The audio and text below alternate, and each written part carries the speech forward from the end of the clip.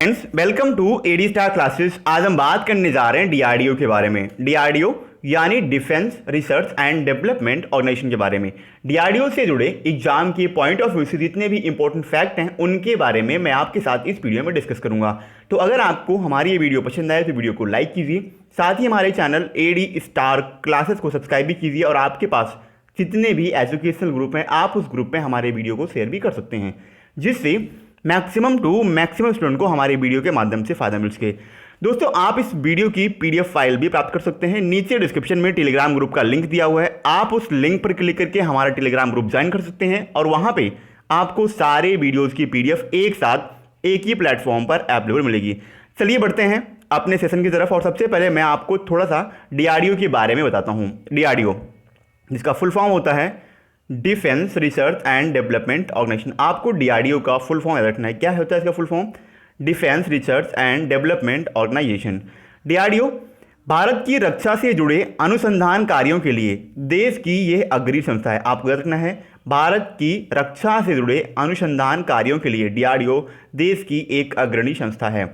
ये संगठन भारतीय रक्षा मंत्रालय की एक आनुषांगिक इकाई के रूप में कार्य करता है। अगर आपको ये पता हो कि वर्तमान समय में हमारे भारतीय रक्षा मंत्री कौन है, यानी हमारे केंद्रीय वर्तमान समय के रक्षा मंत्री कौन है, अगर आपको इनके बारे में पता है तो आप उनके बारे में नीचे कमेंट बॉक्स में ज़रूर लिखें। चलिए आगे बढ़ते हैं, बात करते हैं डीआरडीओ की स्थापना के बारे में। डीआरडीओ की स्थापना 1958 में हुई थी। कब? 1958 में डीआरडीओ का गठन किया गया था।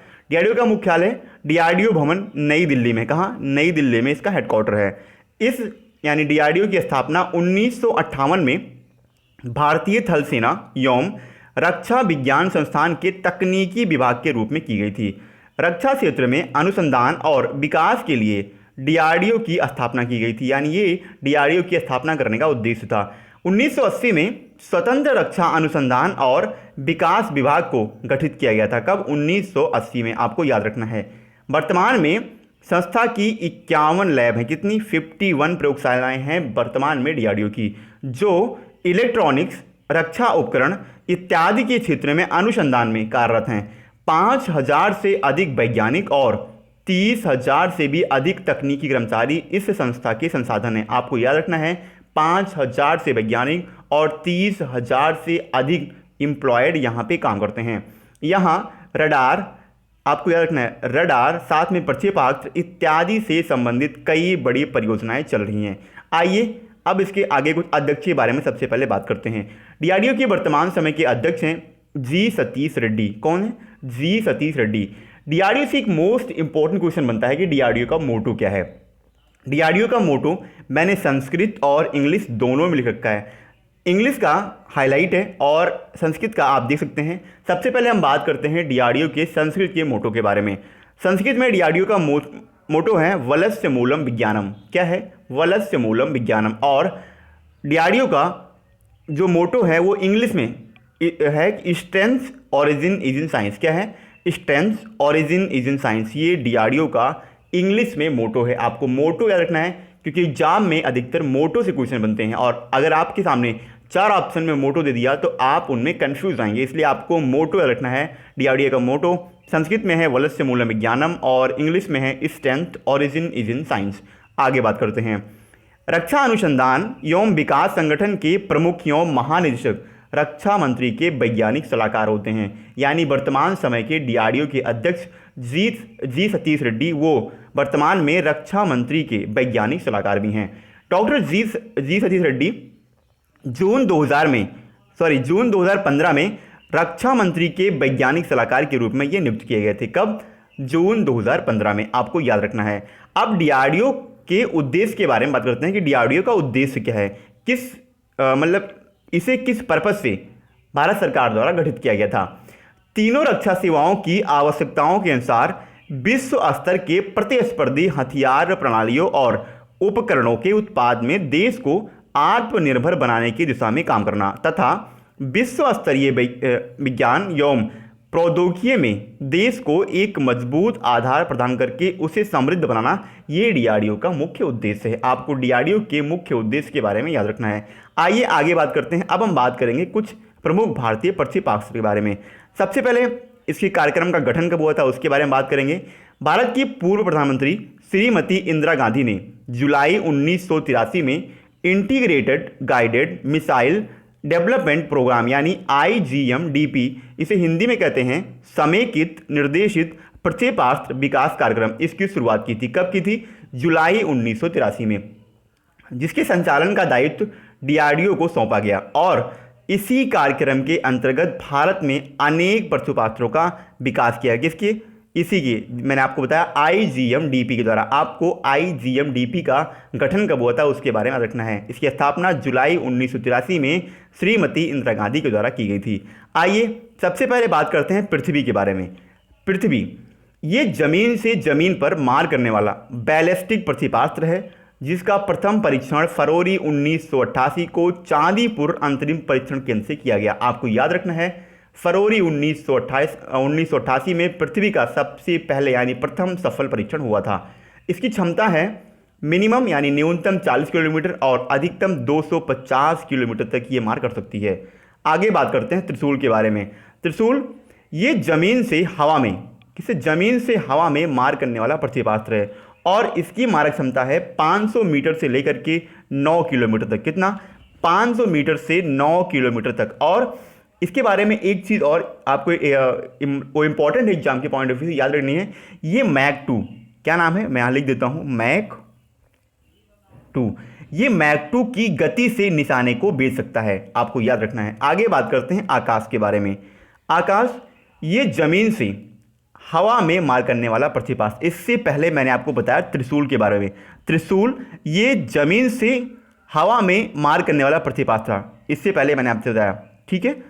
और ये है जमीन से हवा में मार करने वाला प्रक्षेपास्त्र जिसकी मारक क्षमता 25 किलोमीटर, आपको रखनी है, इसकी मारक क्षमता 25 किलोमीटर है। इससे पहले जो त्रिशूल था उसकी मारक क्षमता 500 मीटर से लेकर के 9 किलोमीटर के बीच थी, यानी उसकी मारक क्षमता आकाश की मारक क्षमता से कम थी। आकाश की मारक क्षमता उसके यानी जिसके बारे में मैंने आपको पहले बताया, इसका नाम था त्रिशूल, उसके मारक क्षमता से इसकी आकाश की मारक क्षमता ज़्यादा है, आपको याद रखना है। साथ में इसकी तुलना यानी आकाश की तुलना अमेरिका का एक मिसाइल है पैट्रियट। कौन सा मिसाइल है? पैट्रियट। इस मिसाइल से, अमेरिका के पैट्रियट मिसाइल से आकाश की तुलना की जाती है। और आकाश को मोबाइल लॉन्चर से भी छोड़ा जा सकता है, आपको रखना है। आपके सामने क्वेश्चन आ सकता है, कौन से प्रक्षेपास्त्र को या कौन सी मिसाइल को मोबाइल लॉन्चर के द्वारा छोड़ा जा सकता है? आकाश मिसाइल को आपको याद रखना है। चलिए आगे बात करते हैं अग्नि के बारे में। अग्नि ये श्रेणीबद्ध है, इसमें 5 प्रक्षेपास्त्र मौजूद हैं। अग्नि 1, अग्नि 2, अग्नि 3, अग्नि 4 और अग्नि 5। ये सभी जमीन से जमीन पर मार करने वाली बैलिस्टिक मिसाइल है, आपको याद रखना है। अग्नि 5 इसका भी हाल ही में परीक्षण हुआ है, उड़ीसा में है व्हीलर द्वीप। आपको पता है व्हीलर द्वीप का हाल ही में नाम चेंज करके डॉक्टर APJ अब्दुल कलाम द्वीप रखा गया। और उसी व्हीलर द्वीप से यानी डॉक्टर APJ अब्दुल कलाम द्वीप से अभी हाल ही में अग्नि 5 का सफल परीक्षण हुआ है। और ये सैटेलाइट रोधी मिसाइल है, आपको याद रखना है। कैसा है? ये सैटेलाइट रोधी मिसाइल है। आइए बात करते हैं आगे नाग की।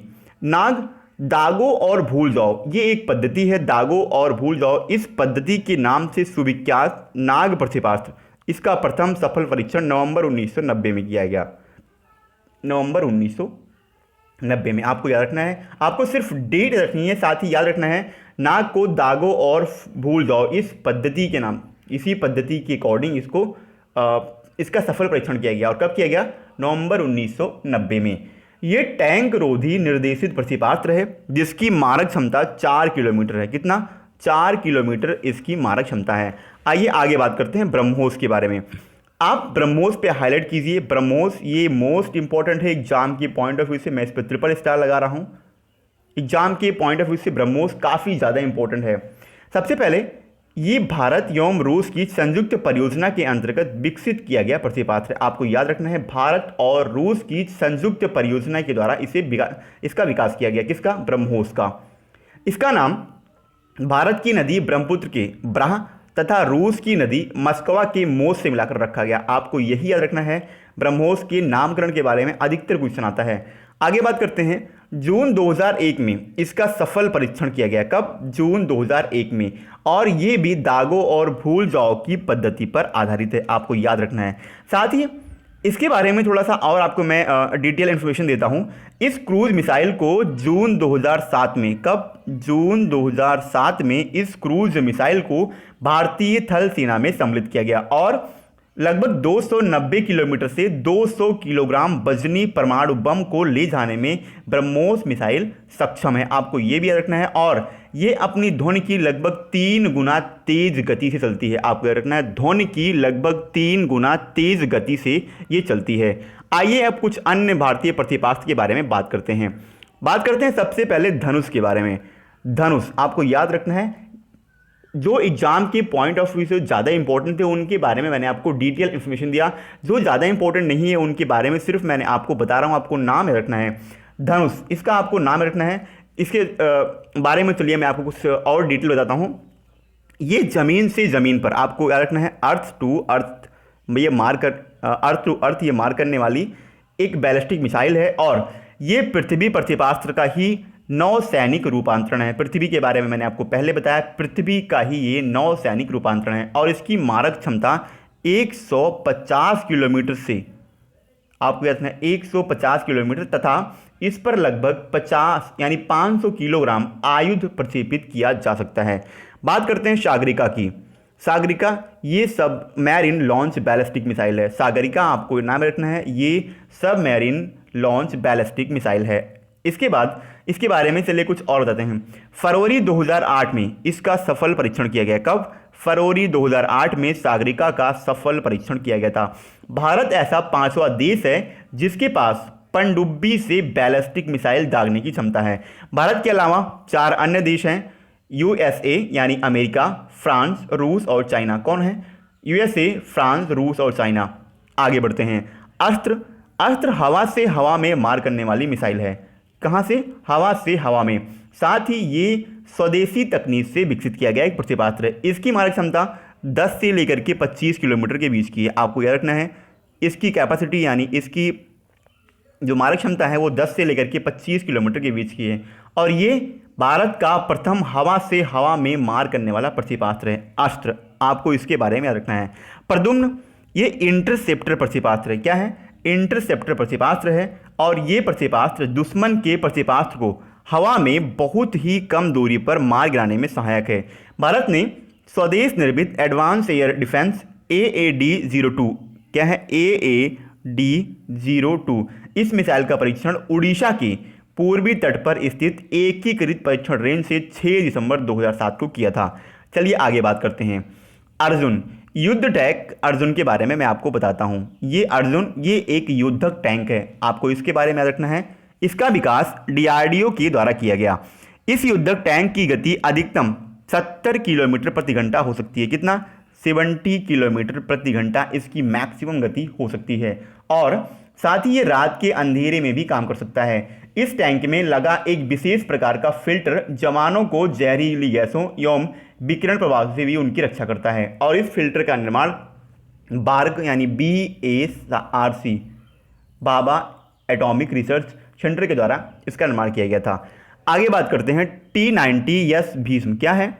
T-90S भीष्म ये भी एक टैंक है, T-90S भीम टैंक, और इसका निर्माण चेन्नई के समीप आवड़ी टैंक कारखाने में किया गया था। ये 4 किलोमीटर के दायरे में प्रतिपास्त्र दाग सकता है। साथ ही दुश्मन की प्रतिपात से स्वयं को बचाने की क्षमता भी इसमें है। तेजस ये स्वदेश निर्मित है। कौन सा? तेजस ये स्वदेश निर्मित एक लड़ाकू विमान है और साथ ही इसके विकास में हिंदुस्तान एरोनॉटिक्स लिमिटेड यानी HAL की महत्वपूर्ण भूमिका रही है। किसकी? HAL की। ये काफ़ी विवादित रहा है, आपने मीडिया में इसके बारे में सुना होगा। तेजस काफ़ी विवादित ये लड़ाकू विमान था। आगे बात करते हैं निशांत के बारे में। निशांत ये पायलट रहित एक प्रशिक्षण विमान है। कौन सा? निशांत। ये स्वदेशी तकनीक से निर्मित पायलट रहित प्रशिक्षण विमान है। इसे जमीन से 160 किलोमीटर के दायरे में नियंत्रित किया जा सकता है। साथ ही इस विमान का मुख्य उद्देश्य युद्ध क्षेत्र में पर्यवेक्षण और टोह देने वाली भूमिकाओं का निर्वाह करना है। आगे बात करते हैं लक्ष्य के बारे में। लक्ष्य ये भारत का पायलट रहित विमान है, आपको याद रखना है, और इसे भी DRDO के द्वारा ही विकास किया गया। इसका उपयोग जमीन से वायु तथा वायु से वायु में मार करने वाले प्रतिपास्त्रों से तथा तोपों से निशाना लगाने के लिए प्रशिक्षण देने हेतु एक लक्ष्य के रूप में प्रयोग किया जाता है और जेट इंजन से ये चलता है। साथ में 10 बार ये प्रयोग में लाया जा सकता है लक्ष्य। आगे बात करते हैं ध्रुव के बारे में। ध्रुव ये एक एडवांस लाइट हेलीकॉप्टर है। ध्रुव आपको इसके बारे में इतना रखना है। साथ ही चलिए इसके बारे में और बताते हैं। ये भी DRDO के द्वारा विकसित किया गया था। कौन सा? ध्रुव, ये जो कि एडवांस लाइट हेलीकॉप्टर है। बात करते हैं IL-78, इसके बारे में हाईलाइट किया मैंने। IL-78 ये आसमान में उड़ान के दौरान ही लड़ाकू विमानों में ईंधन भरने वाला प्रथम विमान है, जिसे भारत ने मार्च 2003 में उज्बेकिस्तान से प्राप्त किया था। इसीलिए मैंने इसे हाईलाइट किया है क्योंकि इसे भारत ने उज्बेकिस्तान से प्राप्त किया था।